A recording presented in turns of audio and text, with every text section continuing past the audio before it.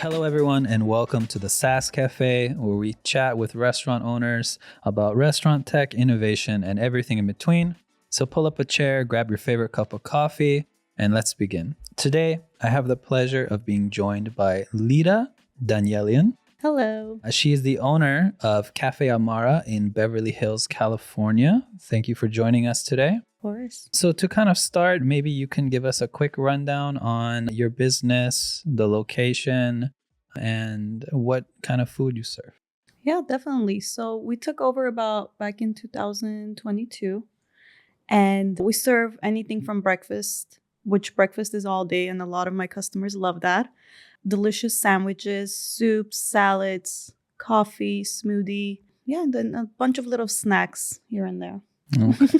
Nice. And I guess maybe you can tell us a little bit about your background, because as far as I'm aware, this is your first foray into the restaurant industry. Yes. So maybe you could enlighten us a little bit on what you were doing prior to the restaurant industry. So prior, I was definitely more like a office type of girl. I was a manager previous to entering the restaurant world.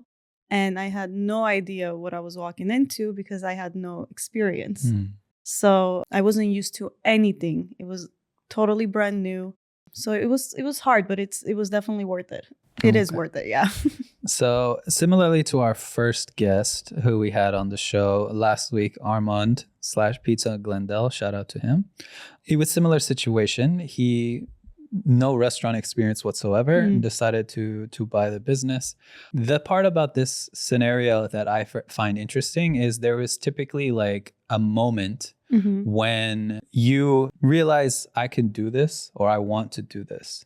So did you stumble across the business first and that made you think, oh, I could run this restaurant? Or did you decide ahead of time and then went out searching for a business?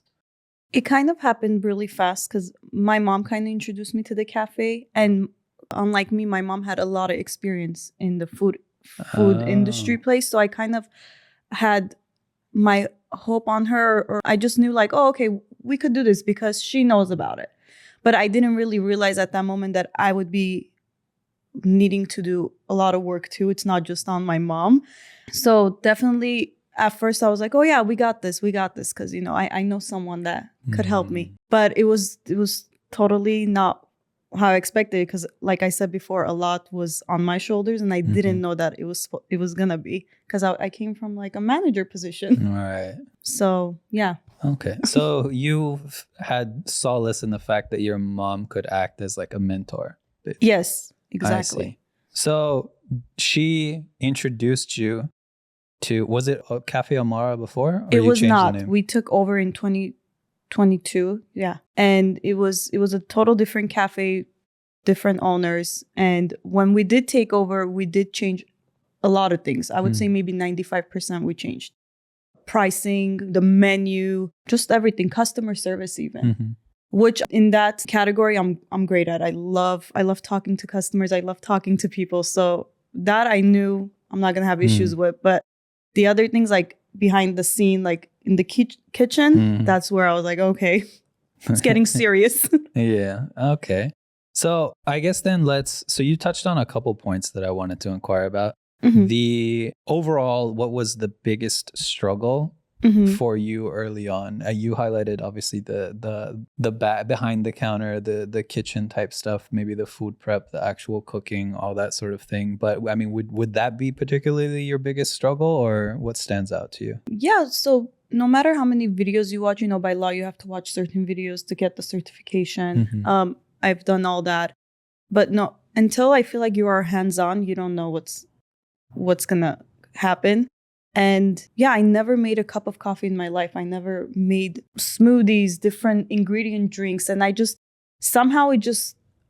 was already starting to make like an ingredient list, and customers were starting to love the drinks I was, coming up with.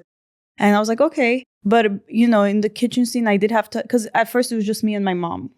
So I had to go in the back and help her out as well. Because it's a small little shop, but there's a lot of traffic going on. So yeah, it was definitely hard in the beginning. And then once we got the system down, because we changed the menu, like I said, we weren't using the same system they taught us with, because the previous owners did help us kind of transition, but they helped us transition in their way, which wasn't really working out for the business. So now we had to come up with a new way. Okay. And So their business wasn't doing too well and you bought it out from them? Or? Yeah. See. It was not doing well at all. That makes more sense with the complete revamp. Yeah, then. it was not doing. I should probably preface this because we actually haven't said it anymore at all yet. Excuse me. The unique thing about your business is it's not street facing. It's not out front.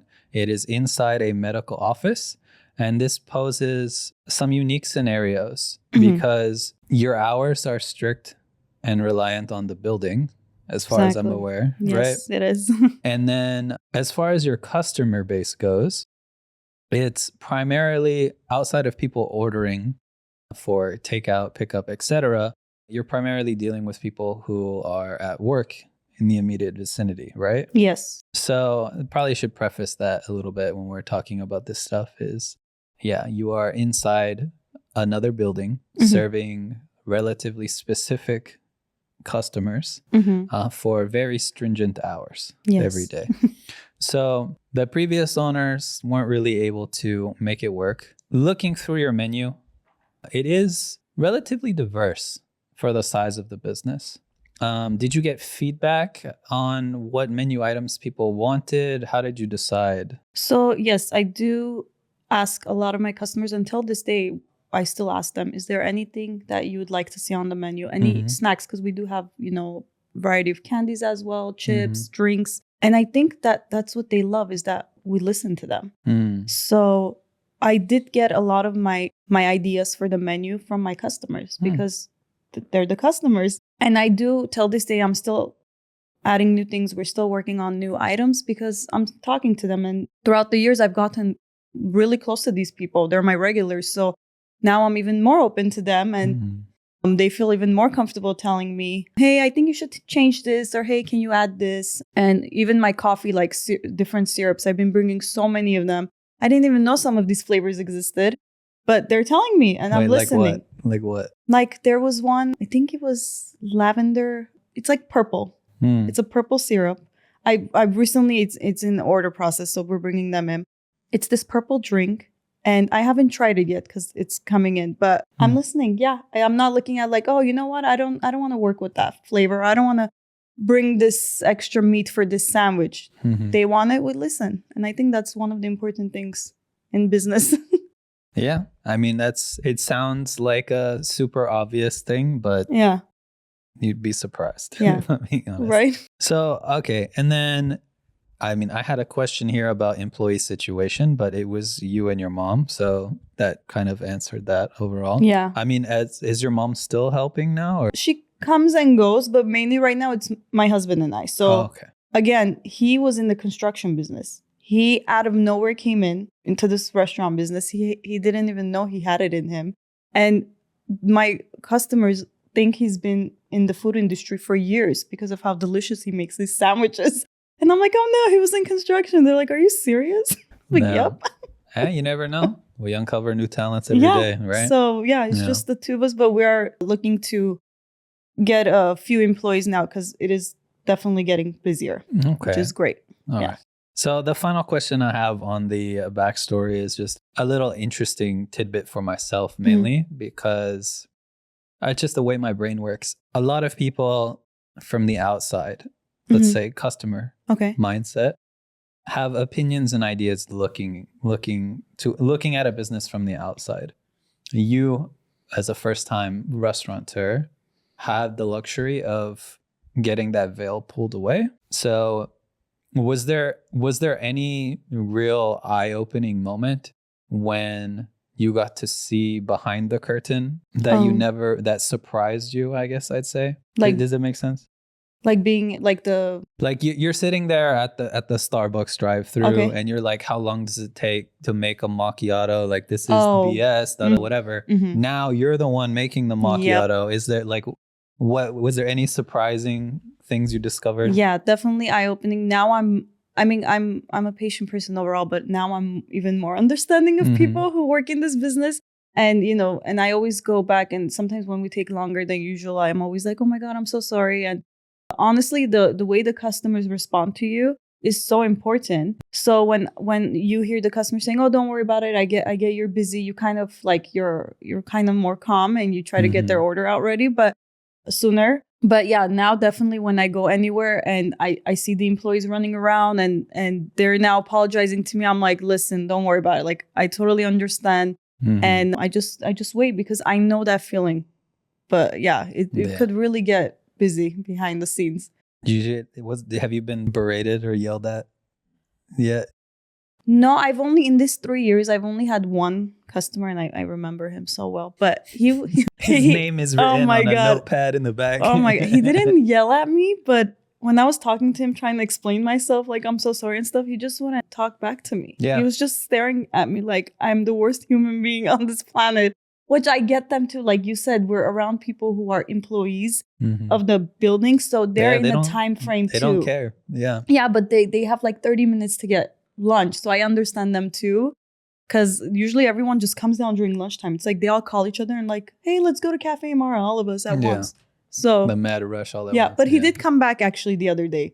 Because he stopped coming after that one time I gave his sandwich late. And then and I was thinking about him. I'm like, man, like, why is he not coming anymore?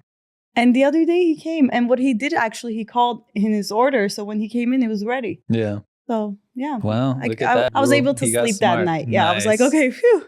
The conscience is clear. A lot of times I historically used to do a lot of sales and stuff. And some of the worst experiences I had with people, assuming you handle it in a mature way, sometimes those end up being your best customers. Yeah.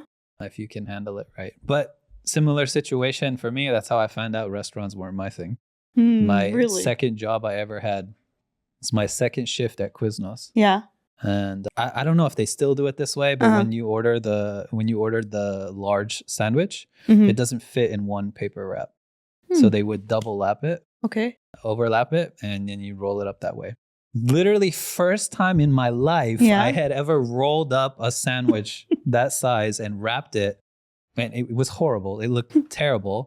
And the guy's standing in front of me watching me do it. So I'm nervous. Yeah. And he looks over at my manager, my second day, by the way, and he asks him if I'm retarded.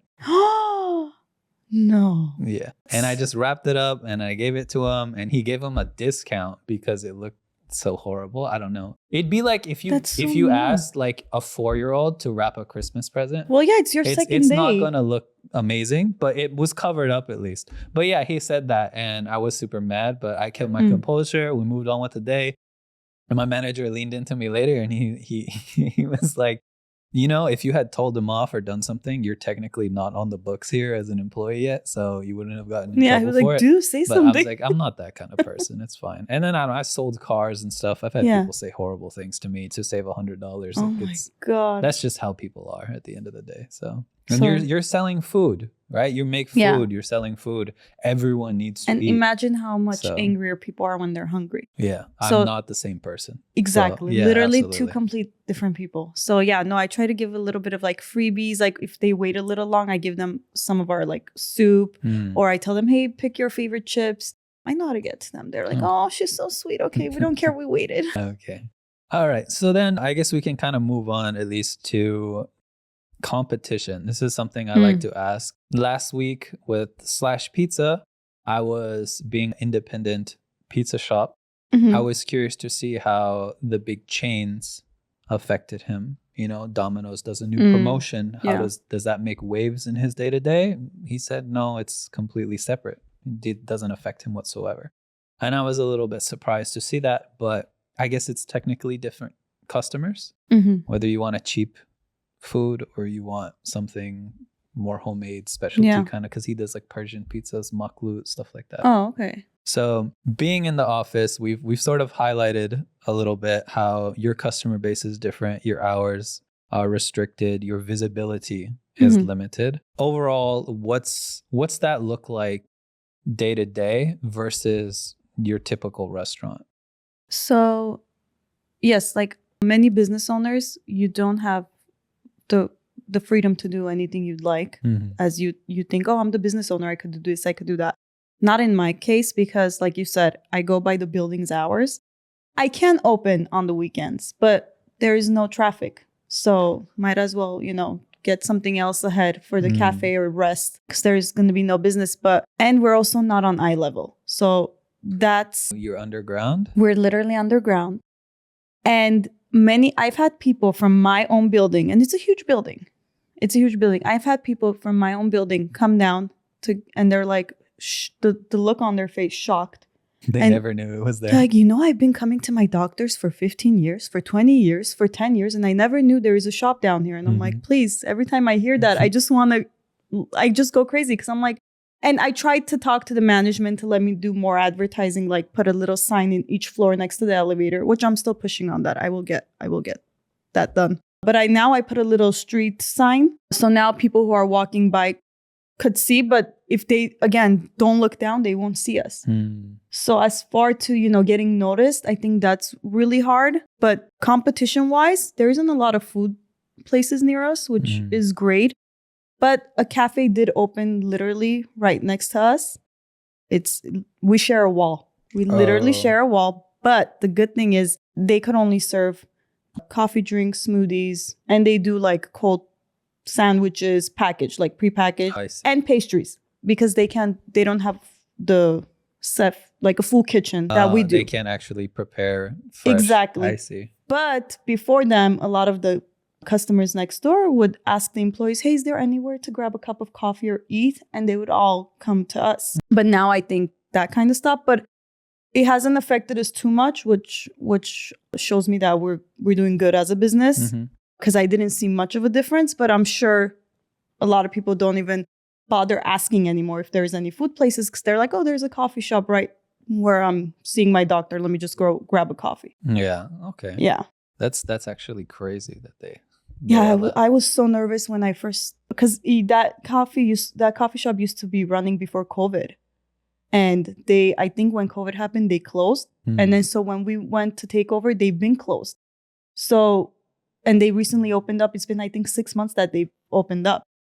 But like I said, I haven't seen a much difference in my end. So hopefully it stays like that. I mean, people want the fresh food, then that's you, right? And I've heard some customers come down and be like, oh my God, if I knew you guys were here, because they go out, let's say, to walk until they're waiting for a family member to finish up. They're like, oh my God, if I knew you guys were here, I would just come get like fresh sandwich. Yeah. So yeah. Yeah, because that was my first thought too, is if they would let you advertise throughout the building, but they're very strict about it, and I told the manager, I'm like, I'm your tenant. It's not like I'm the cafe next door, let's say, just saying, hey, please let me put a bunch of stuff all over your building. I'm your tenant. You want your. Oh, actually, you probably already thought of this. I was gonna say it's separate medical offices, right? Like dentists here, whatever there.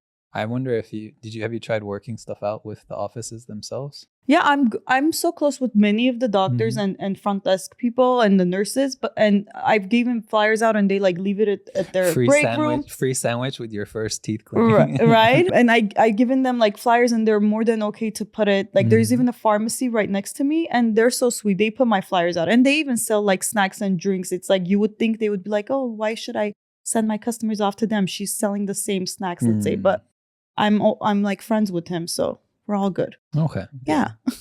All right. So other than the coffee shop that reopened next to you, are there really any other competitors in the immediate area or? No, I mean, I'm not trying to be like too conceited over my coffee shop, but I've heard customers tell me, because there's a restaurant literally on eye level, a few blocks up, but you have to walk to see it. But majority of my customers, they're looking for an area right there. But I've had customers who would go to the restaurant up the street, and when they would discover us, they're like, oh my God, this is our new spot now. Like, they like how fresh our sandwiches are. They like how fresh our soups are, salads. And the reason why, and I try to explain to my customers, the reason why you have to like wait a little, not too long, is just because we make everything right there and then. And they do appreciate that. So there isn't much competition, but I think our problem is we have to get out there. We have to pass out flyers to the buildings near, because I think our problem is they don't know about us. Yeah. So that was actually kind of like my next point, is it's a gift and a curse to quite literally be the hidden gem. And the more, so there's a group of people that enjoy finding those quaint little spots that nobody knows about that they get to enjoy to themselves, right? Yes. Everybody likes to have the idea of their secret spot, Yeah. right? And the second, like the hipsters, right? The second it becomes popular, they don't like it anymore. Yeah. Maybe as the business owner, you don't care because you have like 2-3 times the number of people coming, but those loyal customers who would go to for years now don't want to come, right? But long term for a business like yours, that's quite literally hidden to an extent, the avenue in my mind for growth is online. Yeah. Because maybe people can't physically find your restaurant. They don't know it's even there, but they see you. They see your website. They see your Google. They see DoorDash, these kind of apps and stuff, which you have now. So they can order from you, try the food. Then one day they say, oh, hey, I'm going to be in the area. Let me go find this place, right? Because you can't put a big sign out front. You can't hang like a new promotion on the window, a banner, anything like that, right? Yeah. So it does pose a little bit of a unique challenge. And I don't know that how much old school stuff would work, like walking around the building with samples. And I mean, sure, people like free stuff. This leads me to kind of my next point, though, because the first thing that I was taken aback by when I started researching Café Amara was your prices. I felt like I was in a time machine. I literally said this to him. I feel like it's like 6-7 years ago. What am I looking at? $10 sandwich, make it a combo, $2 more, you get an 8-ounce soup. What, hello? I was very shocked. So maybe you can talk a little bit about how you came to your price. Yeah, of course. So I think a lot of people think since it's a cafe in Beverly Hills, they need to expect more pricing wise. I've even heard customers say, oh my God, I was so scared to walk into this cafe because I'm hungry, but I don't know if I could afford, let's say, a $30 sandwich, which it is nowadays if you make it a combo even. But once I tell them the prices and I don't know, the calmness in the person's face, I think is what does it for me. And I always joke, and when they go like, "Is this how much it is?" and I'm like, "Listen, I could charge you more. Like that's if you want, yeah, yeah." And they that joke never gets old, and they're like, "Oh my God!" But no, we don't like to overprice. It's like what we pay for is we're getting it back, and let's say a little more. It's okay if it's a little more. We don't want to be greedy, and we could be greedy if we'd like because we're in Beverly Hills. Everyone is already set with that mindset that I'm going to pay more for food here. And I think that's another thing that gets my customers to come back to me is because they're like, this is a delicious meal I've had. I don't feel bad afterwards, all bloated or they just feel great. And the price is great. So simple, clean, home cooked style food that you're not going to skip your next meal over. Yeah. And with the prices nowadays, anywhere you go, I mean, I would be happy if I walked into a shop with delicious food and the price wasn't too pricey. I'll be like, you know what? I'm coming back. Yeah. And guess what? They do come back. Yeah. I mean, that's the second thought that went through my mind as after why is it so inexpensive? The second thought was this same sandwich 3 blocks away costs double this. Yeah. At least, right? I've literally paid $23 for an avocado toast before. So I know exactly what that feels like. No, our avocado toast is I think $10 or $9.99. Yeah. But if you do it with eggs, I think it's $13.99. And we make sure because the sourdough toast, sometimes they come in, they might be big or they might be too small. And if it's small, I'm like my husband will look and be like, no, we need to make sure we give the big toasts. So, and the number one complaints we get in our shop is you give us so much food. Like if you see the amount of salad you get when you order a salad with us, they're like, I could eat this for 3 days and I've only paid, let's say, what, $12, $13 for it? Yeah. Yep. Go ahead, eat it. Yeah. So, yeah. It's a good thing, I think. It's not only are you in a unique situation, but giving value in a part of the city where that's very uncommon. Yeah, it's crazy price, crazy quality. That's what everyone thinks of with Beverly Hills. So getting something a little more down to earth, I think is actually very good. And I think what a lot of people don't understand is, well, not understand, but customers, when they're patients, they're visiting their doctors. And I have a lot of really good doctors in my building. But when the customers ask me that, my God, you could be so much more. Just the other day, my customer was like, you need to do the price like times 2, times 3. Like this is too cheap. But what they don't get, and that was a customer, what they don't get is there's a lot of employees that are also my customers. So a lot of the front desk kids, a lot of, hardworking nurses, or, they're mainly employees. So I'm trying to make it affordable for everybody. I see them more than, let's say, these patients that come once every 3 months or 6 months. And they You could have 2 separate menus. Right? Employee prices. Are you working here or are you visiting a doctor? Okay. Here's your menu. You're going to pay for 2 sandwiches. I'm only giving you 1. Yeah. Exactly. I should do that. That's a really good idea. So the last part on the competition and menus and stuff, because I think the price was very interesting. But the other thing I noticed, because I said I scoured through just about every reporting feature we have on Café Amara. And the one thing that stuck out to me is, even though the bulk of your menu is various sandwiches, avocado toast, things like this, your top selling item, as far back as I could see, I put the report like 4 years. So I'm assuming it's all the data we have. Now, granted, this is just online only. So maybe in store paints a different picture. But online, your top selling lifetime item, since it was added at least, is chicken noodle soup. That's a really I was a little confused by this, being that you only currently have 2 soups on your menu. Yeah. Both of those soups are in your top 10, number 1 and number 8, as far as online. Maybe you can explain this a little bit to me. Are there sick people coming to get soup? I don't understand. No, it tastes so good. I should have brought you guys some. I don't know why. I had chicken noodle last night from Erawan. I don't know. See, and I also gave a chicken wrap to someone. They're like, oh my God, this is much better than the Erawan sandwich I just had. And I'm like, oh, I haven't had any of their food yet, but.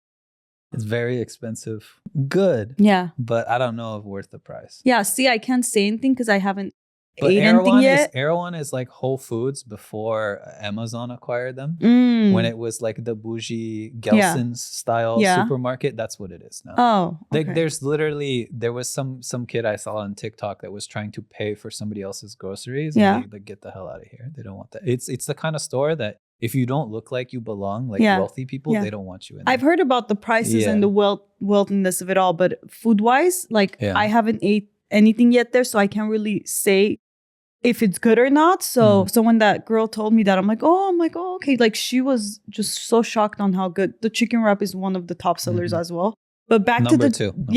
But back to the chicken noodle soup, I don't know, they love it. A lot of the doctors get it. A lot of the doctors actually get the lentil soup compared to the chicken noodle. Yeah, I hate lentils, but number 8. And I'm like, hey, they must know something. Maybe lentil soup is really good for you, because majority of my doctors are all on that lentil soup. But they are. Yeah. It is very good for you. The one question I'll ask, and I don't mean this in any type of way. This is purely exploratory question. Ethnicity of these doctors. I think one is definitely Persian. One is Italian. There is, I don't know what ethnicity he is. But I don't know. I don't ask them. Mostly Mediterranean type area. Yeah, but there's also people that just like, when you could connect an ethnicity to someone, I can't do that to them because they just, I don't know. That was just curious. I don't know. Different. We are in America, so true, there's different ethnicities. So I'm sure everyone is from somewhere. I shouldn't be trash talking. Lentils are very big, popular food. My wife is Mexican. She loves lentils. I just have prejudice. I hate them. I don't like really. I don't like lentil anything. Okay, well maybe if you're nearby one of these days, I'll try it. Sure. I could give it to you. And you could try it. And you know what's crazy? A lot of people, and I've learned this throughout working or being in Café Amara business, but they told me, can I have lemon on the side? I'm like, oh, okay. I didn't know that's a thing, because us Armenians eat lentil soup without lemon.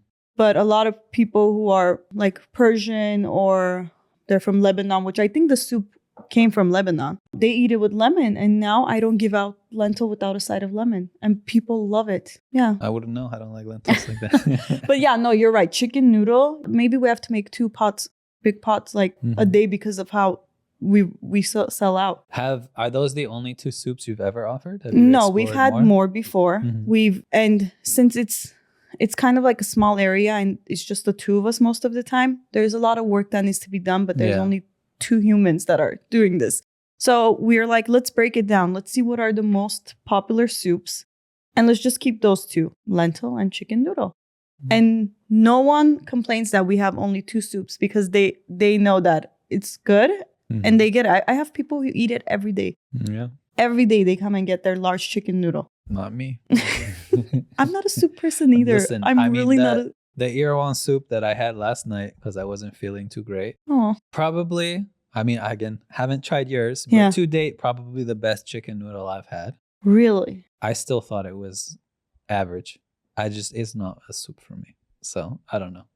That's just me though. No, I definitely have to bring some here. I'll try. Yeah. I'll try it. Yeah, I'll but try it most is... things once, even if I assume I won't like it.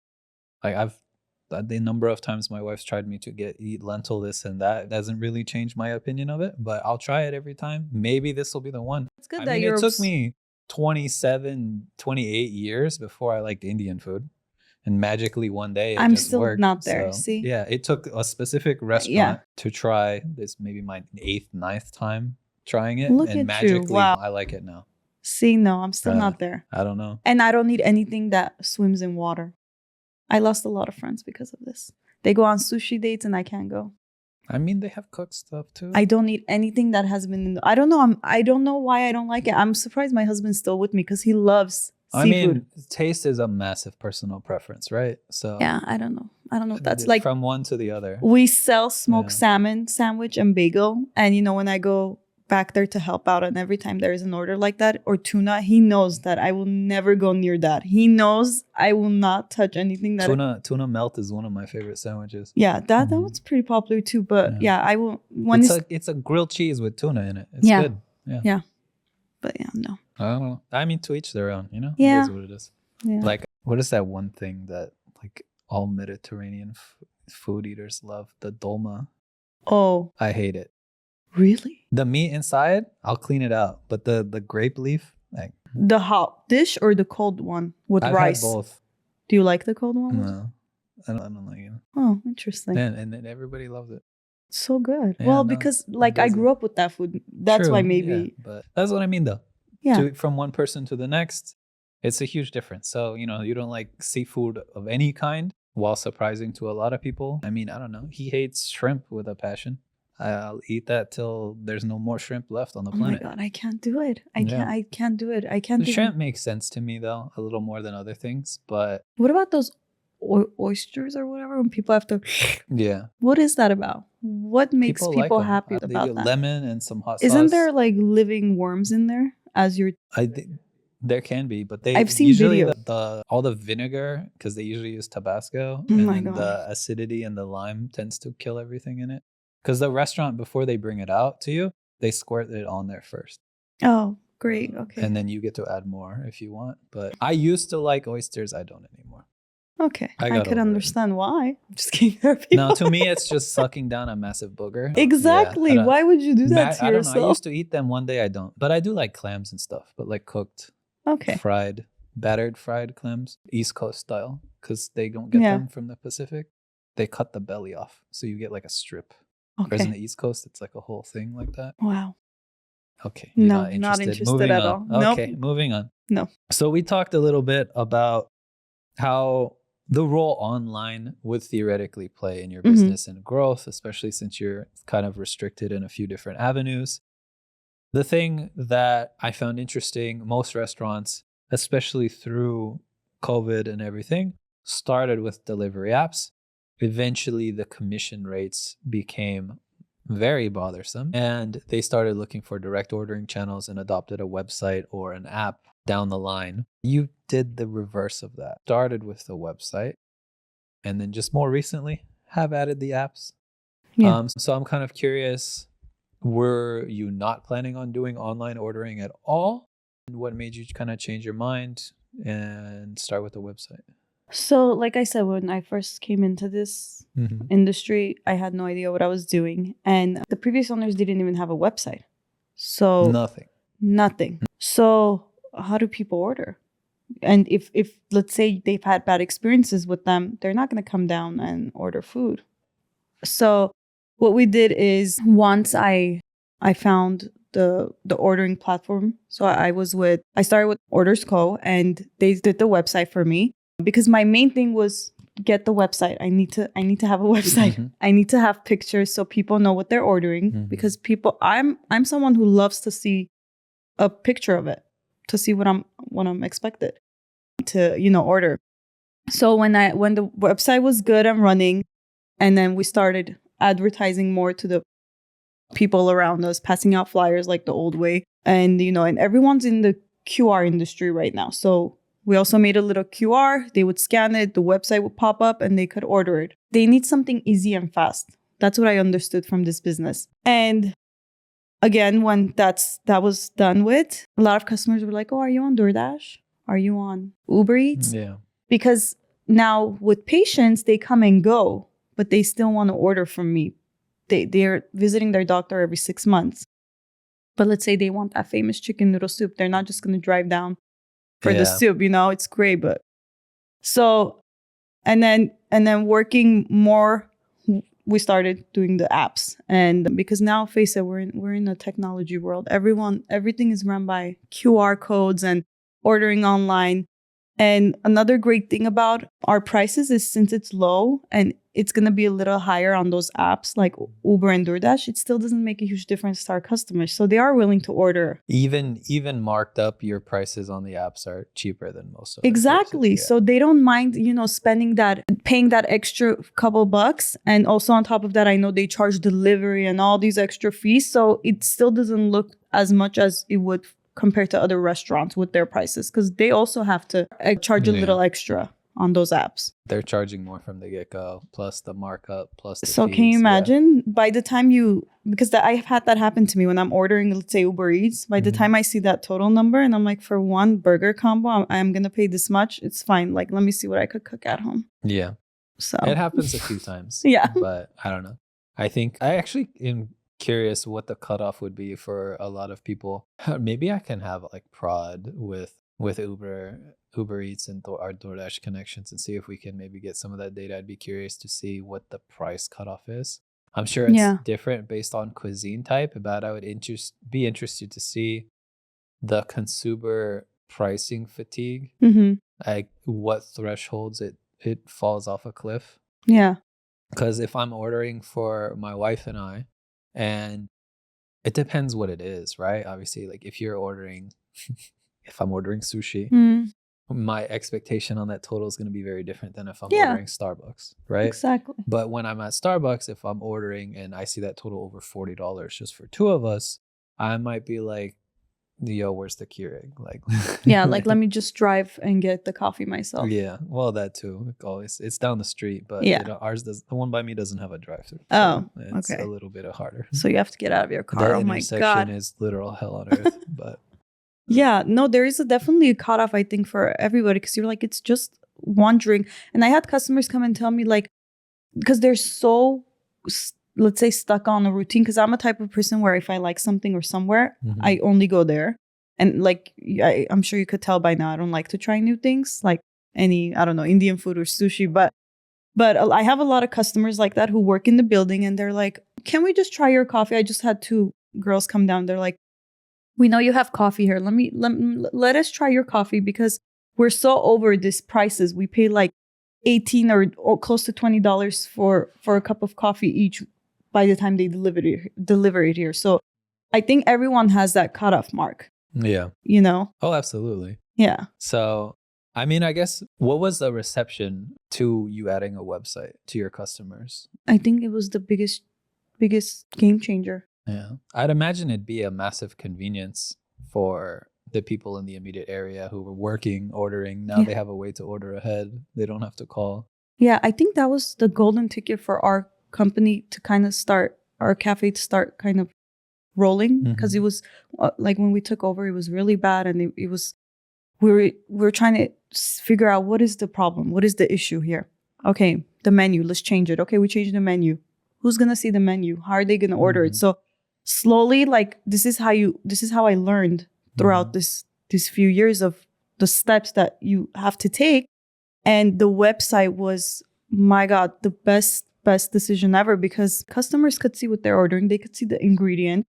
They could talk to you without having to be there and order it. They literally write in the notes, or, there's a customization section, no onions, or, hey, I'm allergic to this. Can you make it this way? And I think that's what they like about us too, because it feels kind of homey with us, because we customize it to their needs. I made sandwiches that are not even on the menu. They literally order it and they make a whole new thing themselves. Yeah. And we do it for them.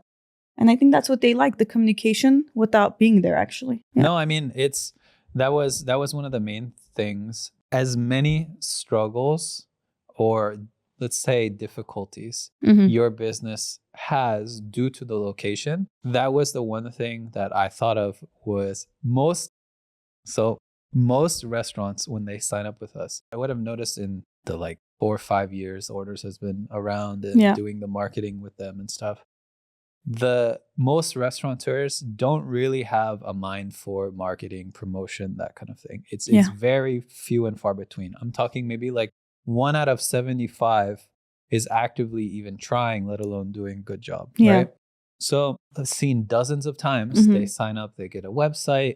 Within a month, 2 months goes by, they call, I want to cancel. Why? I'm not getting any orders. Well, it's not Uber, it's not DoorDash. You have to tell people it exists. Exactly. And that was the one unique thing that your business has, is you could get a website without any apps yet, and just tell your customers, oh, hey, you want to order ahead, you don't have to miss a lot of time from your break, all this kind of stuff. People would adopt it quickly. Because of the situation that you're in. So it's kind of an interesting scenario, because you're in a situation where it actually ended up selling itself rather than you having to constantly promote it to people. Yeah. Although you don't offer loyalty. I don't. And I've had people tell me. I haven't seen a single coupon on there, no promotions. I do give freebies here and there, but I don't store though. In store. Yeah. And that's something my husband and I were just talking about, that we need to have a rewards card, because I get so happy when I go to some place and they're like, oh my God, you're getting this for free because you've been here 10 times already. You can just turn that on the website. There's no settings, nothing. You just decide how much you decide. And it just keeps track? There's 3 things you have to do. Yeah, it's completely automated. You don't have to do anything. Oh, okay. So you can adjust how much they earn per dollar. You can adjust how much they can redeem. So they're the threshold of redemption and what that discount is. And then you can have a sign-up bonus. So they get bonus points, flat dollar amount, $5, whatever it may be, for joining the loyalty program. And then that also opts them into, if you wanted the SMS and email marketing we do. Once they're in your loyalty I am list, on that though. They get the and I love email. that. My number is on it too. And I get a text from Café Amara, and they're like, your hot pastrami is waiting for you. I'm like, listen, I know. I ate it already. Yeah. But those 2 I do have on, which I love, because they do bring customers back, because they get kind of busy and then it shoots them in the right direction. But the loyalty system, so many people have told me about it. They're like, dude, we're here so much. Can you start it up? Yeah. So I think the default setting is they spend $100, they get $5 back, something like that. But you can completely tailor it, even whatever. Just who's your rep actually? Who do you talk to if you need to talk to?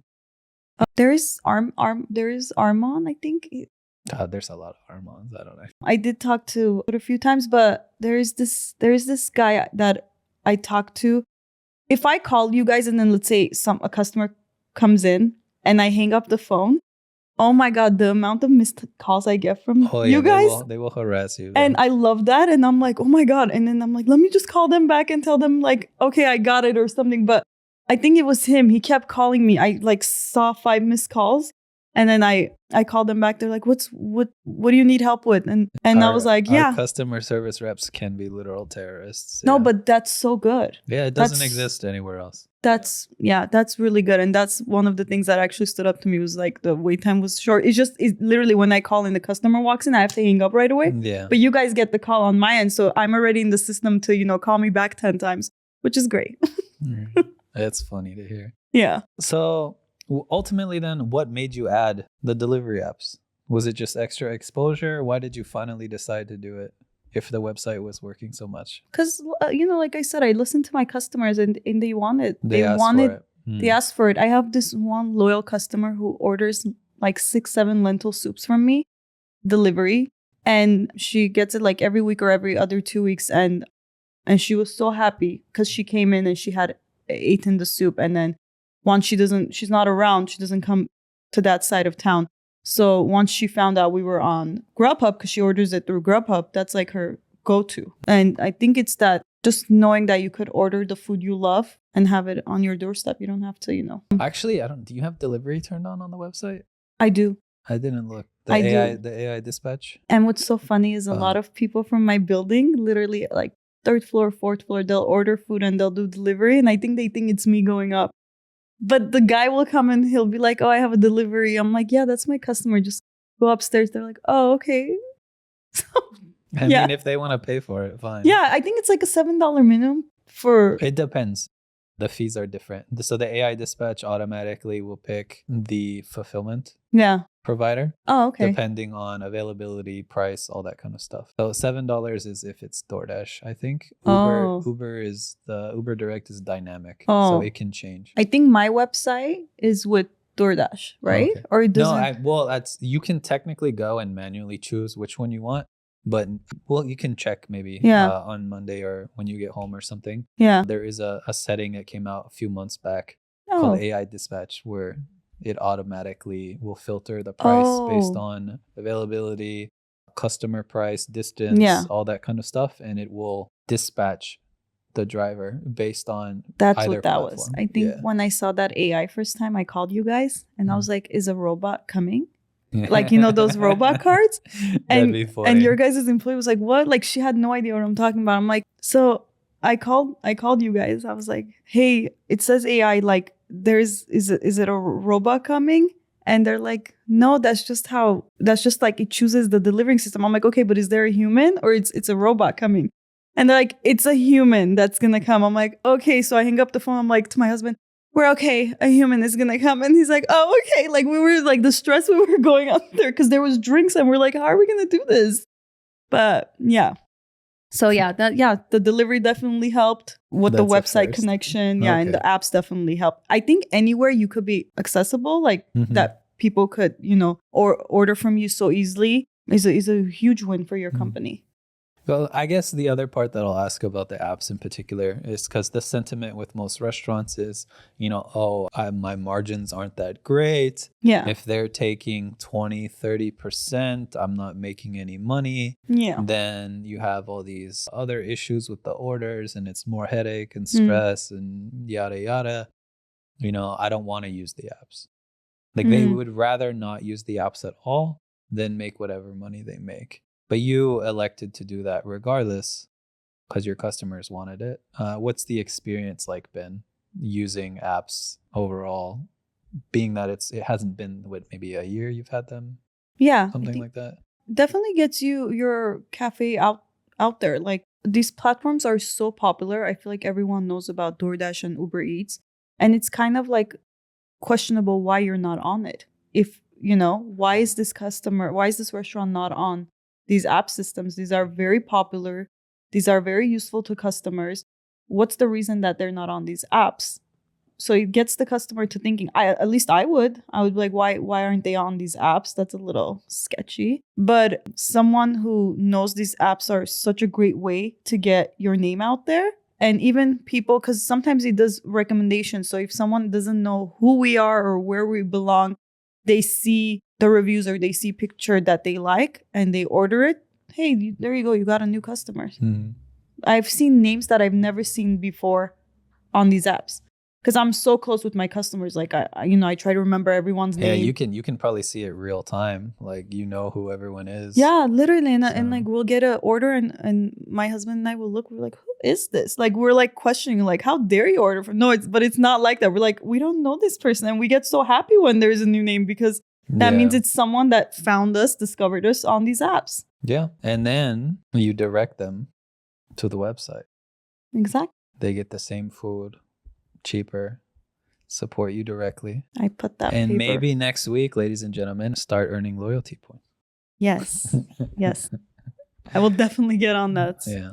My homework for this weekend. That's super easy. You don't even have to do anything. You can just call the support team, tell them to turn it on. Yeah. They'll great. ask you what values you want for stuff, and that's Yeah. it. I'm sure if I accidentally hang up, they'll call me right back Yeah. and get that set up for me. Or you can just call and harass Zara. That's fine too. We all like to do that from time to time. Okay, great. So overall, the website is still your number one online ordering channel, It even is. though you've had a year on the apps. Mm-hmm. Have you done any promotion on the apps at all? Or because I know like Uber, for example, your first like month or whatever, they promote your business to kind of get you off the ground and stuff like that.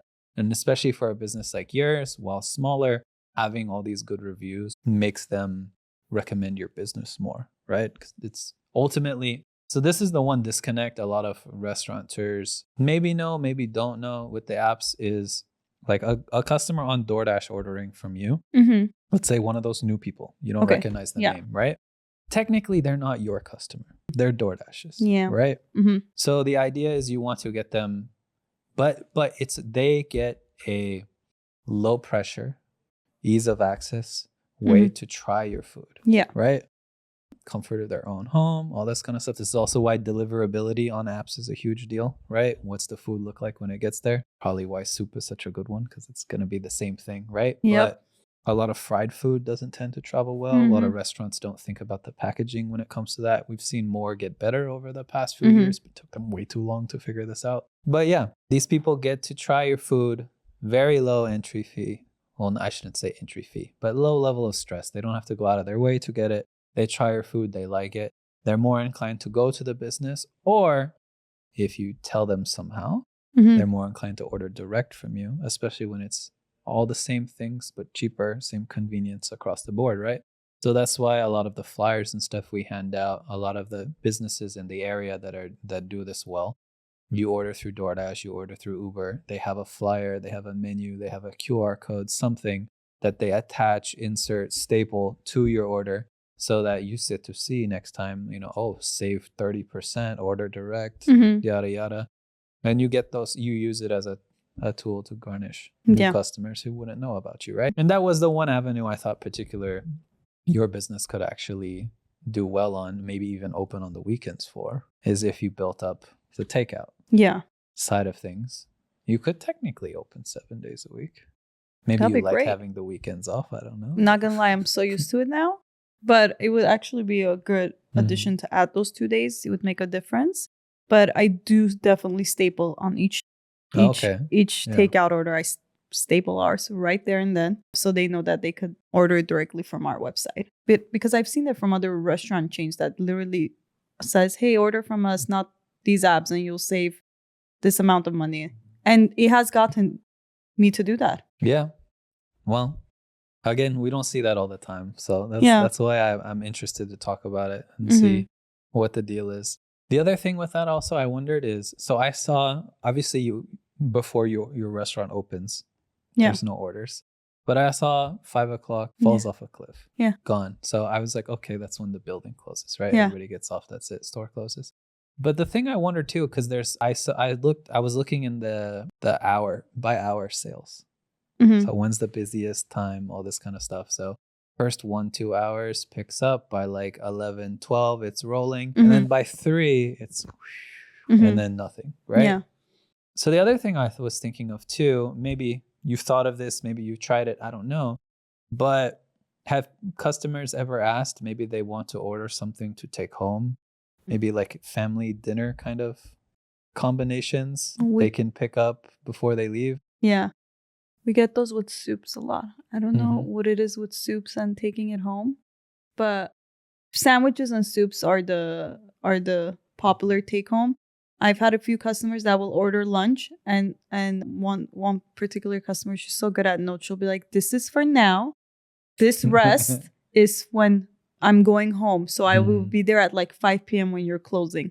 Like, and she does this a lot. So we do have a lot of, and like she takes salads home too. So for her, I have to put the dressing on the side because now I know she's going to eat it later. Yeah. So we try to customize it as much as we can for our customers. But yeah, and I was actually thinking to put soups, like packaged, like our fresh soups in there, just put it in the fridge. And so people could come and grab it and take it home. Yeah. So that was another idea of ours because people want to take a bunch of soup home. Yeah. I mean, for sure, I could imagine maybe your most popular items around, let's say, 3 o'clock when it starts calming down. Yeah.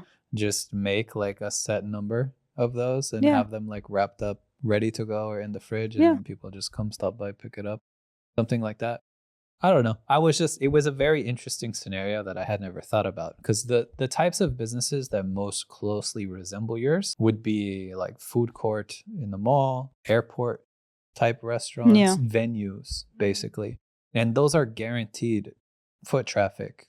They're only open when the business is open. Obviously, the outline basically the same, but it's a much higher foot traffic spot. So in a weird way, the only avenue you have to grow is online delivery and kind of maximizing that stuff. Especially since we're literally hiding. We're not even on eye level. Yeah. So it's like online only. We have to focus more on that. Well, we're here to help. So. Yeah. All right. I guess we're going to get to some of the more difficult questions here. This is my favorite two-parter that I like to ask overall. Very interesting to me because newer to the restaurant industry. Looking back at your journey with Café Amara, what would be one thing you feel you did really well? And what's one thing you think you could have or could still do better? I think the one thing that we did really well is changing the whole vibe of the cafe, meaning and the quality of food and everything. But I think the number one thing before people choose to move forward with their order is the customer service phase. Mm-hmm. So I think we're really great on that. In order to get someone to kind of trust you and move forward with your company, they first talk to you, right? So when I first talked to these customers, just kind of build a relationship with them. I think we're really good at the customer service space, other than, providing good food and everything. But number one thing I think we do great in is customer service. I could say that 100%. What we struggle with till this day is I think I got so used to the QR system that I don't have an actual menu with prices in my store. Like a physical one? Exactly. Oh. We're working on that because when we came up with the QR and the website, I'm like, oh, great. Okay, everyone's going to do a QR. But there's different types of people. Not everybody likes the QR system. And I could see the frustration in my customers when I don't have a physical menu in hand. I have pictures outside, but not a physical menu.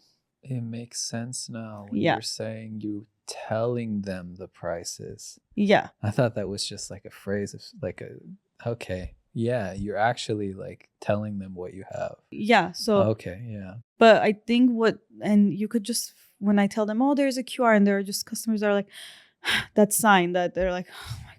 Like it's already like not starting off on a good note with them. But then of course with me and my customer service, I'm like, oh, don't worry. Like if I know they don't like that type of thing, I'll pull my phone out real quick and I'll pull up the website. Yeah. So I try to make the experience so easy for them because I know some people get frustrated with this whole technology. And that's what we're working on right now. We're going to bring physical menus, and we also want to put up the TVs. The displays. Displays with our menu on there as well. Mm-hmm. Just so, again, it could be easy process for the customer, as easy as it can for them. Yeah. So that's the struggle that we're having with, other than trying to be known or be shown in with our customers, is the physical menu. Yeah, I was gonna say too. Have you guys yet? Because usually I outlined a particular kind of person that likes the hidden gem style of restaurant. Yeah. Have you guys had any like influencer type people show up that you're aware of at least? There was this one influencer that showed up. I don't know his name. I forgot his name, but he's very known. But I've had many celebrities come down to the cafe because it is Beverly Hills at the end of the day.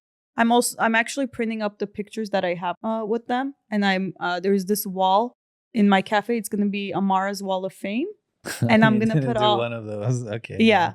Like the laundromat that has all the signed celebrity Oh my God. Yeah. Yeah. So we do see a lot of cool actors and people that are, influencers and stuff that are around. Of course, it's Beverly Hills. But yeah, I know there are people that actually go around restaurants and they taste the food and post videos about it. I was actually thinking of doing something like that too. So it's a good way, especially I think for your spot. I think it would be more interesting for their communities, Mm-hmm. being that it's hidden and they have a very obvious Yeah. like hook to the video, might be worth looking into. Yeah, some of these people are extraordinarily expensive, like Yeah. will shock you how much they want. Yeah. So people with, let's say, like 50,000 followers on their biggest platform wanting thousands of dollars. But there's a lot of smaller ones that are cheaper. Yeah. Will do it. I've heard there are people that just do it for the food. They're just like, I'm getting food. I'm being introduced to this new restaurant. And, they bring a few people too. And I'm sure no restaurant owner would mind, serving food of, let's say, people of 4 or 5. And it's going to be an advertisement to them. You'd be surprised, but yeah, that's how you should view it. Yeah, because it's like these people are somewhat kind of doing me a favor too. Yeah, I'm giving them free food, but they're doing more of work to get you out there than you just, let's say, giving them lunch. The main thing I will say, which we've witnessed this a few times with some of the restaurants that we work with, if you, let's say you do want to work with one of these influencers, film some videos, all this kind of stuff, something takes off, it gets really popular. You have a couple days where you're busy. Do your absolute best to keep the momentum rolling however you can. Do you actually have social medias that you do now, or nothing for the business? We have one sad little Instagram account that needs work. Okay. Yeah. We have like photography guides and stuff. Really? That we've made in the past. Just like super basic little like one sheet tips pages and stuff like that. Interesting. It's not that hard. Do you have natural light in your business? Yeah, I mean like a window somewhere? We have huge windows, but since we're underground, not underground, we're not on eye level, but the sun kind of hits the window area. So does the sun hit like a table somewhere? The table's outside. Oh, that's you could do it then. Yeah, I could. Yeah, yeah. I can make you it just work. need like a big white piece of paper, construction paper. I actually bought a box, white box. Oh, they're even better. There you go. Yeah, white box, soften the lighting, iPhone. That's it. Yeah, I'll look into that. He made a long time ago. He made a lighting guide for stuff like that, and it has like a wrong example with a big red X, and then the right example with the check mark. Probably we did right all this there. stuff. Maybe one restaurant owner actually looked at it. Nobody used it. Because when you think, you don't think there is a light guide. You just go like, okay, let me see how you do this. But then when you read it and you see how it should be, you're like, oh my God. You get all these harsh shadows and your, pastrami sandwich looks like ass and nobody wants to order it. And then it's really not hard. Yeah. Most of the stuff you see on a lot of social medias where you're like, wow, their food looks amazing. How do they do that? Yeah. It's Photoshop. Yeah. The colors, the contrast is like through the moon. Yeah, most of that stuff is Photoshopped. Yeah. But it's not that hard to take decent photos. Yeah. I mean, it's actually, I've found too, the newer restaurant owners tend to have a better understanding of this because they are more recently in the customer mindset, wanting photos on menus. Interesting. Because the OG restaurateurs think photos on menus look cheap. Like you walk into fancy Michelin restaurant, they don't have photos because your perception is when I'm going to this nice place, everything's going to be good. I don't need to see what it looks like. The waiter's going to tell me what's in it. If I like it, I'll order. I have trust that it's going to be good. I'm spending hundreds of dollars on this meal, right? Never thought of it. But when you're ordering online, website, something like that, would you order from Amazon if you can't see a picture? Never. Right? Never. It's the same concept. Yeah, that's why I was like with the website. When we started the website thing, the main thing was the pictures, and I think I took majority of the pictures on my website, and some of them I'm so proud of, some of them not so much. But that's what helps is people see it. But yes, when I do go to like high-end restaurants, there is no pictures. Yep. And I think you expect there to not be pictures. It's so weird how the vibe changes, how your expectations change. But that same restaurant, not many high-end places, more and more are starting to get apps and websites and stuff. Yeah. Just for the supplemental income. I mean, at this point, or the super like bougie places will build completely separate menu, or they'll do like virtual concept within their restaurant. They'll do like a burgers menu or something, whatever. They do upscale steaks, things like that. They'll make separate menu for apps just for the supplemental income. Yeah. But they need photos. People want to see. People want to see.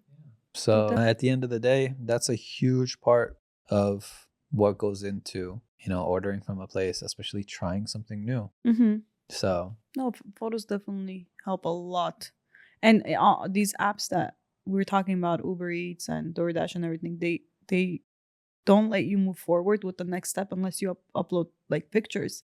They actually expect you to upload well, I picture. think DoorDash, you can get away with it to some extent, but Uber, Yeah. they don't like that. Yeah. No. See, they tell you.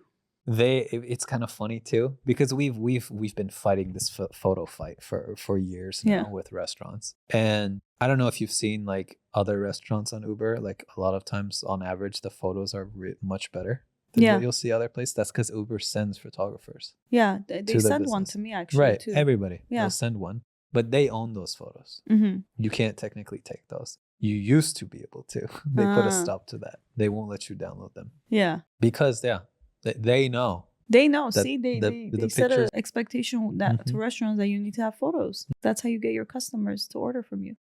And we've had tons of restaurants who've had these Uber photographers come out, update their Uber menus. Uber becomes their number one ordering Mhm. platform. They get a website with whatever company, and there's 2 photos on the whole thing. Yeah. And they wonder why they don't get orders. Yep. Other than not telling a single soul that it even Yeah. exists. But yeah. No, I'm so used to the photo. Like if one of my items don't have a photo on my website, I it feels so placed. Like I feel like I need to get a photo out there. Depends what it is too, but yeah. Some Like if stuff, it's like yeah. a Coke, then people know what Yeah, that is. those And you also get like the photo removed. Yeah. So for the label and Yeah. No, I mean like my main, let's say soup, salads, and sandwiches. Those and the breakfast section, which is like all day. And when you're talking about the 3 o'clock, how it shifts down. Lately, during 3 p.m., everyone comes and they start ordering breakfast burritos and all these. I don't know what that's about, but that started happening. They're just getting, because ours is breakfast all day and people love that. I don't know why a lot of places don't do that, but maybe they skip lunch. I don't know. But when we did breakfast all day, it was the excitement on people's faces. Yeah, that they could eat eggs at 4 p.m. It was like the world to them. I don't know. Breakfast food has some of the highest margins Especially eggs in now. restaurants. So. Yeah.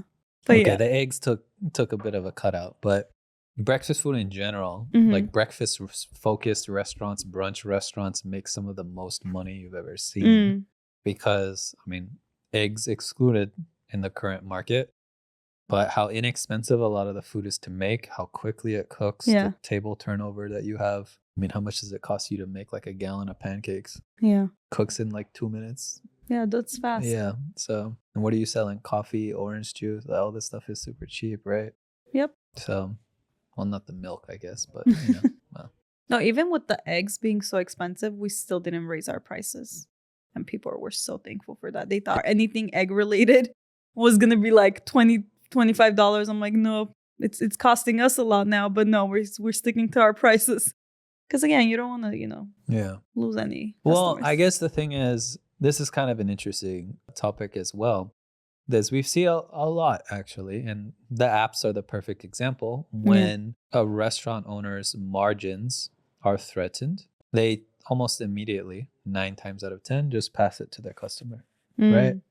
And like I kind of mentioned before, the pricing fatigue the customers face. You're okay paying more up to a certain point, and then it shifts. Yeah. It's not okay anymore.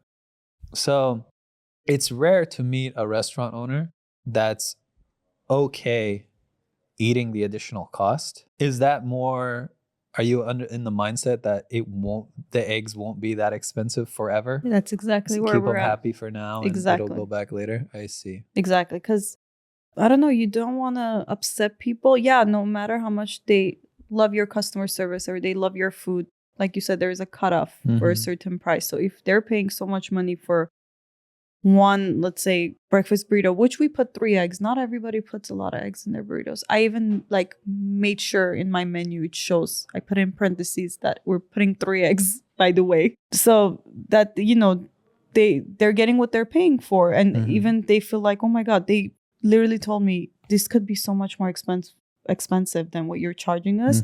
And I think that's what kind of gets them to come back as well, that we're not greedy, we're not using, not that we're this egg is an excuse to raise the prices, but we're not using it as an excuse to, bump up our prices. Mm-hmm. And I think people are more like thankful for that, appreciative of that, you're also thinking about them. You're not just thinking about your business, especially if it's a small business. You're not like this huge franchise company. Every customer counts. Yeah. Yeah. So I can absolutely understand that. Do you feel like when customers tell you that, they're basically, is it out of pure surprise, or do you think on some level they're telling you this could be more expensive and I'd still buy it? I think a little bit of both, Yeah. because they're saying, I've heard them saying, one, there isn't a lot of competition around you that sells like fresh food and stuff. You could definitely take advantage of this. Two, you're in Beverly Hills. Like, what are you doing? Like, you could bump up your prices. Are you seriously in this low price range? But also they're kind of showing their appreciation that, as a small business owner, we're not taking advantage of these stuff that we can definitely take advantage. And I think that makes people like you a little more, like your business more, support your business more, because then the questions get more. Do you guys do catering? What's your catering menu look like? How long have you guys been here for? Mm-hmm. Oh, what's this? What's that? It adds more to the conversation, and it adds more to you kind of advertising your shop. So like we cater next door to 70 people, 75, like all their employees. And I think one of the reasons why they like us is because, customer service, good food, yeah, but prices. Yeah. Prices is also good. So you do cater? We do, yes. Yeah. That's one thing I did not see when I was looking through. Yeah, on our website, there's a little on the top corner. Right corner. I didn't actually go to the website. I looked everywhere else. I didn't actually go to it. You didn't see our actual website with orders go? Yeah, I didn't actually go to it. We have like 4.9 stars. We have over. No, I saw it was like 420. I made the joke, whatever reviews, but I didn't actually browse the website. Yeah. I opened it, checked out the reviews, scrolled down to some of the reviews to read stuff. Oh, okay. And then I went into your account, looked through all the analytics and stuff like that. And then I browsed like Google, Yelp, some of those kind of things. So I didn't actually see the catering, but yeah. So we do catering. So this is actually the hot topic right now. Mm-hmm. Restaurants like wildfire are adding catering. Yeah. So when did you add that in? What made you add that in? I think we started about more than a year ago, because a lot of our customers, like why it's so important to listen to your customers. They give you these ideas. They kind of help your business grow. So they were like, do you do catering? Why don't you do catering? We have like an office of 20. We have an office of 7. And again, like we don't look at, just because it's 7 people, we're not going to cater. We try to make it as easy as, we can. And then we got the building next door, which was amazing. There are over like 70 people. Wow. And sometimes when they have catering from other companies, I see them come down during lunch and they get our food. And I'm like, oh my God, it must be so good to be this great. But yeah, so, and then that was a really big game changer, the catering that we added. And I think I called Orders Co. and I was like, is there a way we could make catering separate? How does this work? And then they introduced me to that separate own menu. And I was like, oh my God, perfect. This is exactly what I need, to click somewhere else where customers could click somewhere else and it'll take them to a whole different page. And then that started taking off. So we need to focus more on that, because again, a lot of people don't know we cater, because on the website, it doesn't really show on top. I think they don't pay attention. Like, see how you didn't see it? And in store, I don't have physical menus. I don't even have a poster that says we cater. So that's another thing we're working on. Yeah. So did the catering take off as soon as you introduced it? No. It still needs work. We're still getting business from catering, but like the other day, someone placed like a $400 catering order on Uber Eats during lunchtime. And usually I love to know at least 2 hours or even a few days before so we could prep everything. Mm-hmm. That day was very chaotic, but we got it done. But it definitely does need more work. We have to put a poster out because we have a lot of reps coming into the building. And reps provide catering for these doctors that they're visiting. So yeah. It's definitely an opportunity there. Yeah. Let's see. I think we touched on most things. The catering was a bonus one because I actually missed that in my research. Oopsie. I think that's pretty good. I guess before, is there anything else in particular about the business that maybe you wanted to talk about that I haven't brought up? I think we covered pretty much everything. Just that it's gonna be so hard, especially if you don't know what you're getting into. But if you get the system right, not right away, it's gonna take time. It's definitely gonna be worth it because you learn new things. The only thing that I knew that was slightly related into restaurant was how to eat the food. I'm serious. No, the customer service goes a long way. Oh I've because I love to talk to people and I love to I mean and you know what I didn't expect is the place I work at is it's right next to a cancer center, so I do get a lot of patients who have cancer, and that's another thing that you need to know how to be with your customer base, and talking to these people, learning about their lives. It's not just about making money. And money is a huge part of it, but you also have to know how to be a human at the end of the day, and it just connects the two and you makes your business. The human element is still there. Yeah, you have to, because I actually had like a joke thought up yesterday about the soup. And the medical building, and you took it to Cancer Town, and now I can't say that anymore. Oh yeah. But no, it just makes people, they might be going through something rough, and when they walk in and they see smiling face and they eat great food and they have a conversation with someone that's just a conversation, it just changes their day. It changes my day. I see things a lot differently than I did before when we started this whole thing. And that's why I'm so appreciative, and I think that's why I think it's so worth it to just keep going. And I'm still going. I'm not done. There's still a lot to do. I got to start that loyalty reward program. So I guess this leans right into the final one. What does the future hold for Café Amara? Any exciting plans? We hope to open more locations, because we did get asked that a lot. Do you have a second location anywhere near maybe where I live? We get asked that. But it definitely to grow more, to add more stuff to the menu, that whoever walks in sees something that they like. It's funny. I actually argue this point a lot with restaurant owners, because that mindset is very common. I want to cast a wide net. But I don't know if you've noticed it yet. Maybe it's been relatively fine. The more you add to your menu, it gets harder and harder to manage it all. If you're using ingredients that overlap with dishes, then that kind of works. But, you start to have, I always use this example, but the Cheesecake Factory scenario. So much. Where you're reading an encyclopedia trying to decide what to order. And every single time I've gone there in my life, it's okay. Like these go out on a date, this girl, the fettuccine, this and that, and I make this better at home myself. What do you mean? And it didn't cost me $24. So, and some of the restaurants that we've seen that do the best, I mean, it's kind of a bad example just because of a lot of different things happen to lead to their success, but like Dave's Hot Chicken. Yeah, like 5 things or something. Yeah. Just, super simple. Yeah. So it is kind of a bit of a balance, right? And I would argue carving out a niche that you excel in that no one else can fill is better than casting a massive net, trying to have something for everyone. Yeah. But you've basically carved out a bit of a niche. Obviously the availability, the location, there's a lot of things there going to your advantage.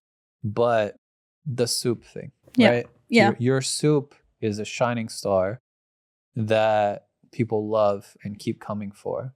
Like that, in a way, is sort of forming your niche, right? So then let's say you go and you add half your menu and add like 10 more soups, right? What's that going to do to the business? Is it going to be more popular? Is it going to be less popular? That's hard to say, but you're starting to get known as like the soup place. Yeah. So, I mean, I don't know. It's an area to experiment with, but I always err on the side of caution before just slamming new menu items. Of course. Limited time, test some stuff, see what people think. You're obviously very good at feedback. Yeah. Something a lot of places don't even care about. No, definitely with the cheesecake example, you're so correct. Literally what you said is what I think Mhm. and what I think many people think. And then every time I go there, I stick to one thing because there's so many. And again, I think, I make a really good fettuccine Alfredo myself. Literally, same thing. But Try it out. what I think Put it on the menu. right? Limited time. But what I think when I meant to add stuff that everybody would like, I think what I'm talking about is, let's say, specific types of breads or wraps. Because gluten-free, for example, I don't have gluten-free bread. And I mean, is that real? And I get allergies. Sure. I'll accept that. yeah. But these gluten-free diets, I'm just, I don't, it's fake, right? I don't know, because they're coming down here and they're like, yeah, I just came from my doctor's office. I need to have something gluten-free. And I'm just there like. These frail, weak people. Yeah. And I'm like, and I You're don't not even. that much better with the lactose-free way. I'm just saying. But like, see, one thing I did is I brought in a bunch of different milk types. I used to only have half and half. And that I think you kind of have to because of the coffee and whatnot. Exactly. Like if I went to Starbucks one day and they told me they're out of whole milk, like is 2% okay? I'll drink it. But can you tell the difference though? Yes. Really? 100%. It's the massive difference in fat, I've never the taste, the richness. It's not even close. You're not gonna win this point. Is it healthy? 2% milk? Okay, not that much, but oh, okay. It's in my coffee at home every morning. I actually bought this new coffee. It's like it's like a Vietnamese thing, but it's like the cinnamon infused in the coffee, and they give you the lechera, the condensed milk that you mix in like the Vietnamese style. I don't actually use the condensed milk, but I bought horchata. See, I need to bring that too. So it's a cinnamon coffee, and then I put the horchata in it, and then a little whole milk to richen it up.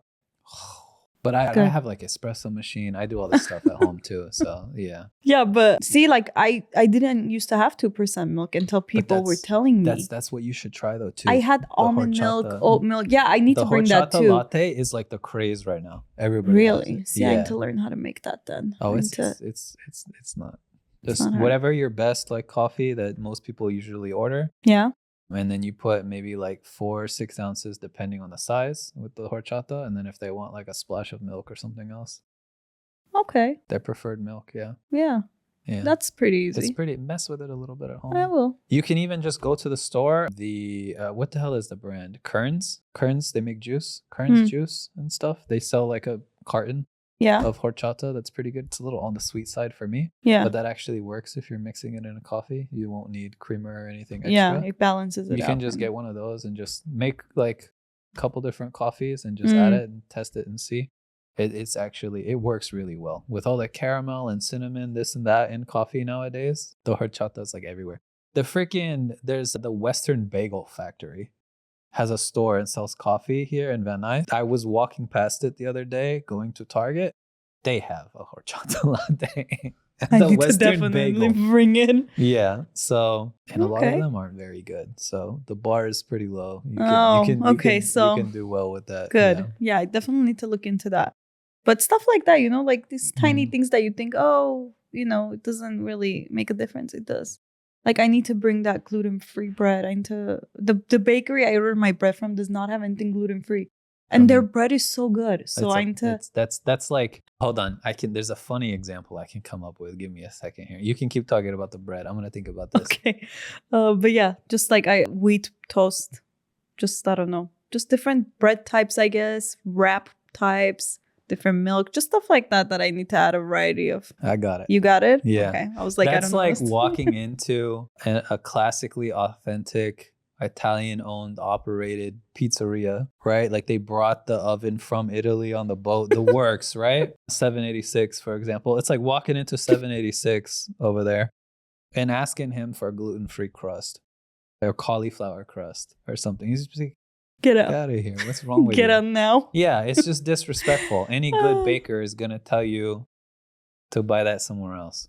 So, yeah. But you can't imagine how many people are requesting. I mean, it is Beverly Hills, so I understand the sentiment. So I'm just like, oh my God, no, but I have a wheat wrap. Can I do something with that? And they're like, okay, have a nice day.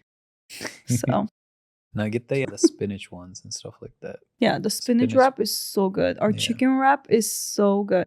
If this was on a weekday and I could have just came on a weekday, but I'm always there, I would have brought you guys some food so you guys could try it. I would have, but it's okay. You eat everything, right? I do. Okay. It's sporadic little things that I don't eat, kind of Okay. random. My wife calls me picky. I'm not that picky. I'm just particular. Well, I think because it took you with how many very years? specific foods that I don't like. I'm willing to eat it again. I'll change my mind. If you had dolma, I'd try it again. Everyone says their mom's dolma is the best. I mean, also. that's everyone says that. About Yeah, that's why I'm everything, like, though. Your my mom mom did makes the it best. so good. Yeah, that's standard though. You know. So was there any food?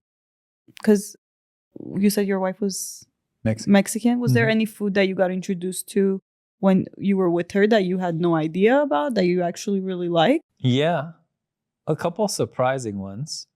She opened me up to a lot of different Mexican cheeses that I wasn't super familiar with. Yeah. I mean, I had eaten like street tacos and stuff like that a lot, so I probably ate this stuff just You just didn't know what it unbeknownst to me. Yeah. But yeah, a lot of cheeses, a lot of soups that I wasn't super familiar with. I mean, I eat a lot of like Asian food and stuff too. I grew up with a lot of like Koreans and Viet and Thai, so I've had some wild soups compared You're to not like picky the at normal all. stuff. Oh. Like coagulated cow's blood soup and stuff See, like these that. stuff that you but- see, I'm picky. Like I would not Yeah, all that try. stuff. So, but the secret for me is don't tell me what it is. I'll eat it. I'll like it. Then tell me after the fact. And much less likely to be grossed out. Interesting. Like I was in Thailand, I tried grasshoppers. Fry them? Is that Yeah, it's like fried and then they put like a barbecue seasoning. So they literally like you pluck off a leg I saw a video and it like tastes that. like barbecue chips. 100%. The thing is I couldn't eat the body because there's Oh I my couldn't God, I do just that. got But I goosebumps. plucked off the legs and I ate it and it's exactly like barbecue chips. Tastes exactly Maybe the it's same. because of the barbecue sauce on it. What if No, you it's- ate it it's- without it's, the It's like a dusting, whatever. But they fry it in like a big thing of I oil. feel like and- anything you put barbecue sauce on will. Yeah, I know. But I mean, I don't know. At the end of the day, try it. You never know what you'll like, right? I'm okay. I'm gonna go eat my hot pastrami. Also, this is interesting being that you run a cafe and sandwich shop and all this stuff. Maybe you can tell me it's just popularity or not. But why does like no sandwich restaurant sell Reubens anymore? I have no idea. With the sauerkraut pastrami, like a Reuben, like a classic Reuben. Like all the big chains took it off. There's a few. It didn't even come to sandwich my mind places. to even. I mean, I guess people don't like sauerkraut like that, and I'm just a freak. But I mean, you have whole countries like this. It's German, right? They're eating that stuff, so there's people out there who eat it. But it was like one of my favorite sandwiches. I'm probably one of the only people that would notice this even happen. Yeah. But over the course of the last few years, it's just one after the other. It's just cutting it They're off vanished. the menu and they're gone. Because that was the whole reason I went to Jersey Mike's. By the way, if anybody from Jersey Mike's ever sees this, I'm very upset with you. They took it out. That's too? where I used to go for it because it was close. They're everywhere. Maybe we should ask them. They made a pretty good one. And I guess it wasn't doing well and they removed it off the menu and it's gone forever. And I don't go to Jersey Mike's anymore. So Jersey Mike's. that's that. Yeah, But maybe yeah. we should ask them. It's okay. Next I time. have Firehouse subs now. Okay. Firehouse, they don't have a Reuben like that, but their meatball is very good. And I'm the kind of person that I find one thing on your menu that I like. Yeah. I don't order anything else. Yeah. Ever. I made that mistake yesterday when we ordered food for the office every Friday. Yeah. Order something different. You guys order food for the office every Friday? Did you guys ever try Café Amara? They Feels though. deliver. It's really far. you should see these girls on our sales floor. If we're 10 minutes after 1 o'clock, Yeah. they're gonna murder me. The building next door, she tells me, have it here at 11, okay? Because 11:15 or 11:30, once these doors open and the food's not there, I don't know what to do anymore. Yeah, So I get it. they will murder me. I get it. How many people do you guys usually get it for? It varies week to week. It varies what we choose Yeah. to eat as well. Some people will opt out. I mean, Yeah. you know, Armenian men, Their they want, kebab, yeah, they eat the same thing every day. their bread. I Yeah, have I to get it. deal. I don't know if you've met Armin Bomian. I don't think He so. works here. No, Did I yeah, talk to him? call I think I call him Princess. He's the worst offender of all of them. Is he specific with his order? Double meat. Yeah. I don't know. Anytime I suggest something remotely outside of his comfort zone, there's a whole speech Now if I call you guys and he says, "Hi, this is Armin," I'm like, "Are you the double meat guy?" He would not answer the phone like that. No, I think he says orders co. Yeah, right? He doesn't answer phones. He Oh, doesn't deal with then that's customers. not him. Yeah, then no. that's not him. That's I not who thought I talked maybe to. if you came to the old office, you might have seen him or something at Yeah. some point. I don't know. Prada, this and that, and designer everything. Is he gonna watch this? Probably not. Oh, okay. So we're saying everything. But yeah, I have a huge debate with him every time, and there's like a lecture. It's kind of hard, if I'm being honest, to pick food, and then on top of that, I don't think they'd let me. I'm usually the one that goes to pick it up. Oh, okay. I don't think they'd let me deliver it that far. Yeah. You also have a delivery maximum radius as well. I know. What was that about? I called Uber for one time for that, and they're like, "That's just." I'm like, "Can I change it to more?" They're like, "No, it's just that 5 miles." I was like, "Okay." You technically can. He said no to me. I said, "Okay, bye." You technically can. I know within our system, I believe you can. Yeah. But obviously, you have to factor in the quality of the food. Yeah. I think most of your food probably delivers well. Maybe the hot sandwiches might be a little soggy. Yeah. Well, the thing with But- catering is we don't panini our sandwiches with catering, and it tastes just as good. Interesting. It's no one has complained about it. People who I've catered for, they come back and they're like, "Can you give me the same sandwich that you brought for catering? Like not panini, just like cold sandwich." And they started ordering like that too. Yeah. So we don't disappoint. And we give a side of soup with catering. They get a whole sandwich and a side of soup of their choice. Now, Yeah. to be honest, I'm not opposed. A lot of your food looks like it would be very good. I would definitely be down One day to I'll try get the in here. famous Don't worry. soup. No, just make Arson go get it. It's I'm fine. like, "Hey, excuse me." Let's freshly charge up the truck, and he can go down. He's got the space to haul it all over. Right. Here. I mean, it is Beverly Hills. The traffic anywhere where you have to hit Beverly Hills I get it. It's so bad. Or he can drive over the cars. It's okay. Yeah. I hate. It's like people need to eat. Hurry up. Yeah. It would have to be like a catering style thing. It's roughly, I would say, on average, 15 orders. Okay. Oh, that's not. Yeah, for it's us. not. It's I'll not be that like much. chop chop chop. It's not that much. Yeah. Yeah. Because when we were coming here, we well, it is Saturday. I know you guys are not usually here, right?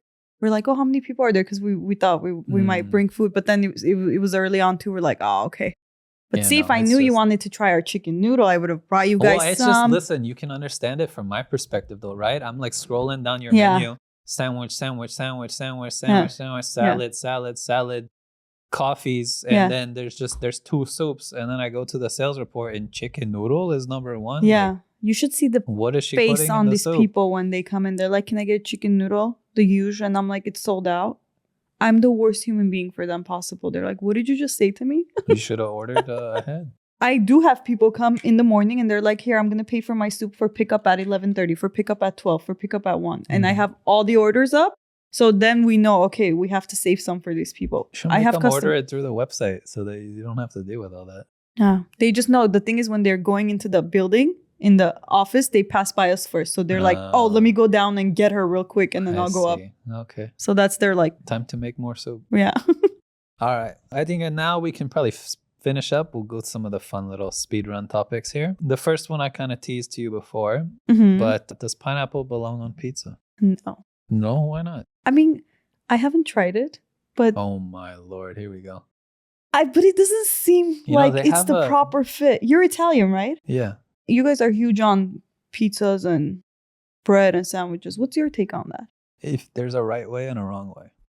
Tell me. The Hawaiian style, that's popular. Okay. But the ham is not the right way. Okay. I used to eat that, Mhm. and I liked it for the most part. Okay. But one day I discovered the good way. What is that? So I became a thin crust fan. Oh, okay. And then you do pineapple, pepperoni, jalapeno. So you get spicy, salty, and sweet on a crunchy thin crust. Magic. You came up with that, or it's a thing? Ex-girlfriend stole it. It's fine. But yeah, changed my life. No, actually, she used to just do pineapple, pepperoni, jalapeno. She put the pineapple on there for me. So it was in a way Aw, partly cutie. partly my thing, but it's fine. But it does. I don't know. If you like pineapple at all, there's a way. I do, but it's not my favorite fruit. That's my favorite fruit. So that's probably Okay. why. I don't It's know. okay. I'm It's sorry. okay. No, it's fine. Again, No, but I you feel have like you entire countries around the world built around seafood. You don't like seafood, like it's fine. I know, like, To who each are you their to own. talk? Yeah, no, but I will see. I'm so picky that I don't even try. But I need to try it because what if it's something that I'm missing out on? I mean, you never know. That's why. Yeah. You could like I said, my entire life didn't like Indian food. Then magically, when my wife and I were still kind of like dating, Yeah. there's an Indian place that mainly does like catering, but you can order from them like that. And Yeah. I don't know, their lamb vindaloo, chicken tikka, their garlic naan, and they had this like barbecue sauce that you dip it in, like completely like shattered the glass, and I liked it ever since. You guys are so easygoing. I feel like if like my husband tried to tell me, hey, let's try something new or go to an Indian restaurant, I'd be like, Yeah. bring me those divorce papers. Like, what are you I talking mean, about? I don't know. It just, at the end of the day. I mean, I love their culture. I love, I grew up watching their movies actually. A lot of Armenians did. But maybe it's too spicy for me or the smells are too strong for me, like the spicy smell or allergic to flavor. Yeah, maybe. Or I'm just basic probably. I don't know. But I don't know. I don't try. I mean, I don't eat anything that swims in the water. It's not that specifically it's Indian food. That's why it's just I don't like to try new things. I don't eat pineapple with meat. I don't know. But personal good. Preference. Yeah. There's a lot of cultures. There's a lot of flavor. Yeah. People experiment. You never know what you might like. That's all. I usually try to at least try one new thing like a month as like a reserve. That's so good. If I don't try something new, I'll just try to find a way to squeeze something in. Okay, I usually order this thing, let me order something else. Unless it's like I said, when I find something that's like my favorite, I stick to that and I won't really experiment too much. But if the month's about to end and I can't remember anything new that I've tried, then I'll just like YOLO pick something. Yeah. Yesterday, it did not work out well for me. Why? I usually get the truffle burger from this one place. It was a buffalo chicken mac and cheese wrap with like fries and tater tots in it. So it's like loaded mac and cheese, and then they cut up the chicken with the buffalo sauce wrapped up. Sounded good, tasted good. My stomach did not like it. It was so it bit me. It bit me bad. All right. Next one. Is a hot dog a sandwich? Yes, we actually have a hot dog sandwich on our menu. So I'm going to say yes, it is. Maybe this is an Armenian cultural thing, actually, that hot dogs are sandwiches. I think that... I'm a firm believer in that, too, because you have like sausages, sandwich, and stuff. Yeah. But a lot of people disagree. But I was like, it's meat in a bun. Like the thing is with ours, it's not we use the same French roll bread for our hot dog sandwich. So it's like literally a hot dog sandwich. And one time I made this for my family members, the exact one we put on the menu, but people thought I'm like this queen because they thought I came up with this. Well, it's whatever I thought would go good together. I think that's after that meal. I think that's when my father-in-law was like, okay, she's the one. She's the one for my son. But yeah, he kept telling me to make that. And then when we were here, he's like, did you put that sandwich on the menu yet? Like he would always ask. And I was like, babe, to my husband, I'm like, I think it's time we put that hot dog sandwich. So yes. It is a sandwich. Nice. +1 in the column. You have a tray of brownies, baklava, anything like that. Are you going for an edge piece or the center? I can go for the whole thing. Well, it's a preference choice question. Oh, the corner. The corner. Because I built my way through the center.